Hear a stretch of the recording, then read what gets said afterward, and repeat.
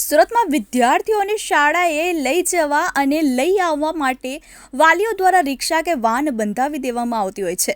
જો કે આ રિક્ષા ચાલકો આરટીઓના નિયમોને તો ગોળીને પી ગયા હોય તેવું જોવા મળે છે. સાથે જ નાના બાળકોના જીવને પણ જોખમમાં મૂકતા હોય તેવા દ્રશ્યો સામે આવ્યા છે. સુરતમાં વિદ્યાર્થીઓને શાળાએ લઈ જવા અને લઈ આવવા માટે વાલીઓ દ્વારા રિક્ષા કે વાન બંધાવી દેવામાં આવતી હોય છે. જો કે આ રિક્ષા ચાલકો આરટીઓના નિયમોને ગોળીને પી ગયા હોય તેવું જોવા મળે છે. સાથે જ નાના બાળકોના જીવને પણ જોખમમાં મૂકતા હોય છે તેવા દ્રશ્યો સામે આવ્યા છે. વરાછા મેઇન રોડ ઉપર જતી રિક્ષામાં ઠાંસીને બાળકોને ભરી દેવામાં આવ્યા હતા, જેથી અમુક બાળકો રિક્ષામાં ન સમાતા દફતરની જેમ બહાર લટકતા પણ જોવા મળ્યા હતા. ડ્રાઈવરની આસપાસ પણ બાળકોને બેસાડી દેવામાં આવ્યા હતા. આ સમગ્ર વિડીયો હાલ સોશિયલ મીડિયામાં વાયરલ થઈ રહ્યો છે. બાળકોને પશુઓની જેમ ભરીને રિક્ષામાં શાળાએ લઈ જવાતા હોવાનો વિડીયો સોશિયલ મીડિયામાં વાયરલ થતા લોકોએ આરટીઓ અને પોલીસની કામગીરી સામે સવાલો ઉઠાવ્યા છે.